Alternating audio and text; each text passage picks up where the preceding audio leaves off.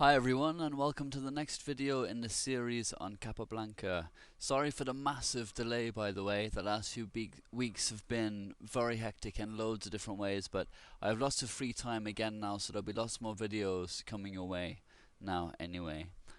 So this time we're going to look at a game Capablanca played in Berlin in 1913 against Jacques Mieses, who was a German-born Jewish chess player and writer, and who later became the first British Grandmaster in 1950.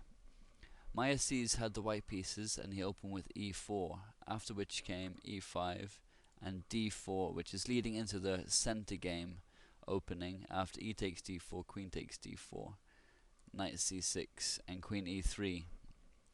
And play then continued along one of the book lines with normal development as follows: knight f6, knight c3, bishop b4, bishop d2, castles, castles, and rook e8, as opposed to d6, which was the normal move at the time in this line. And Capa's idea was to apply sufficient pressure against the e-pawn in order to win it, and he wrote in his analysis of the game that the resulting material advantage would compensate whatever slight positional advantage white could get in the meantime.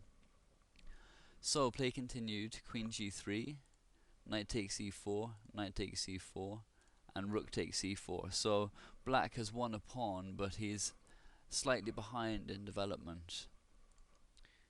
And here Mieses played bishop f4, which is applying pressure to c7, ostensibly to gain time in order to develop another piece, but Capa ignored this threat for the sake of getting more activity and aimed to take the initiative away from white with queen f6. Playing instead d6 would allow bishop d3, and after rook e8, knight h3, and white's getting good attacking chances as compensation for the pawn he sacrificed. But because Capa has played queen f6, instead of playing d6, he can meet knight h3 when it happens in a different manner. In the game continuation, after queen f6, knight h3 is what Mieses played now, ignoring the winning of black's c-pawn for the sake of rapid development. And thanks to having played queen f6, Capa can now play d6 safely, because it comes with the initiative, as bishop takes h3 is now threatened, which would win a piece on f4, because the knight's one of only two pieces defending this bishop. And Mieses answered with bishop d3. So it's getting quite complicated now, and Capa made it even more complicated with knight d4. So if bishop takes e4, does knight e2 check, winning white's queen. But this is a move he later described as unnecessarily complicated, preferring instead rook e8, which he said was simpler and perfectly safe according to his analysis. And despite these pieces bearing down, there's no concrete mating threats or anything like that. So knight d4 anyway, and Mieses played bishop e3 here, and if instead c3, then bishop takes h3 would favor black. So bishop e3, and now bishop g4, which was in fact a rare mistake from Capablanca that he openly admits to in his book, saying this is a serious mistake. The position was most interesting, and though in appearance dangerous for black, not so in reality. He goes on to point out that a much better continuation instead of bishop g4 would have been rook g4, where best play continues: bishop takes d4, rook takes d4, c3, bishop takes c3, b takes c3, rook g4, queen e3, queen takes c3 check, bishop c2, queen takes c3 check, f takes c3, rook takes g2. And black has the best of the game here with 4 pawns for a knight, and you look at white's pawns here, they're all isolated, so it's a serious weakness, and black would definitely have an edge for the rest of this game anyway, and should be able to milk a win out of it. But anyway, bishop g4 is what Capa played, and this allowed knight g5, which is a good move from white, and Now white definitely has compensation for his pawn that he sacrificed. Fritz is giving white as better here, about half a pawn ahead, so in terms of position he's doing quite well here. And Capa played rook takes e3, which was the best move in the position, although white is slightly better now. If instead bishop takes d1, now comes knight takes e4, threatening the queen, so queen e5, bishop takes d4, queen takes d4, rook takes d1, and white's winning with a piece for 2 pawns. Sorry, no, a piece for 1 pawn, so it's it's obviously clearly better for white here. So rook takes e3 is what Capa played. Now came queen takes g4 from Mieses, and now came a fairly forcing sequence of moves with accurate play from both sides, with knight e2 check and bishop takes e2.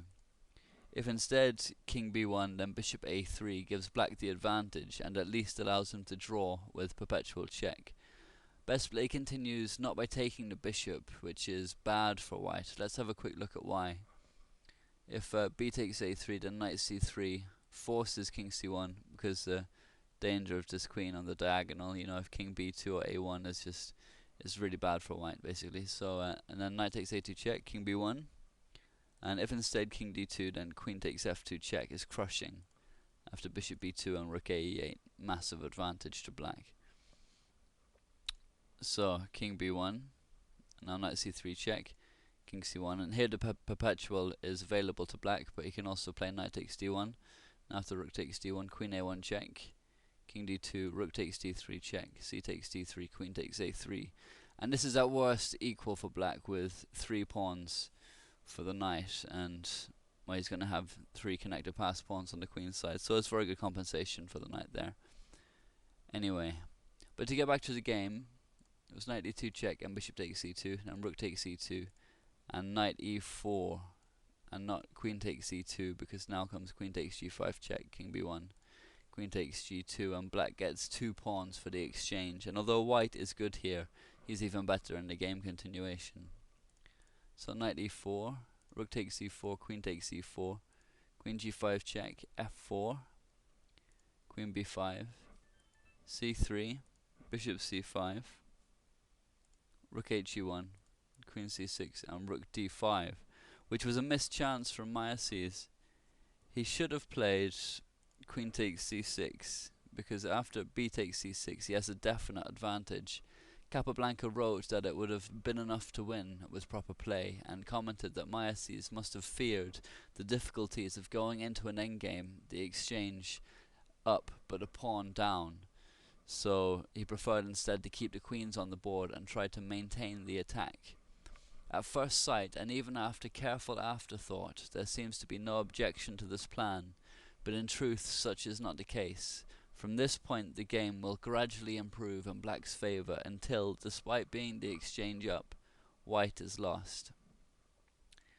So after rook d5, play continued, queen d7, f5, c6, rook d2, and d5.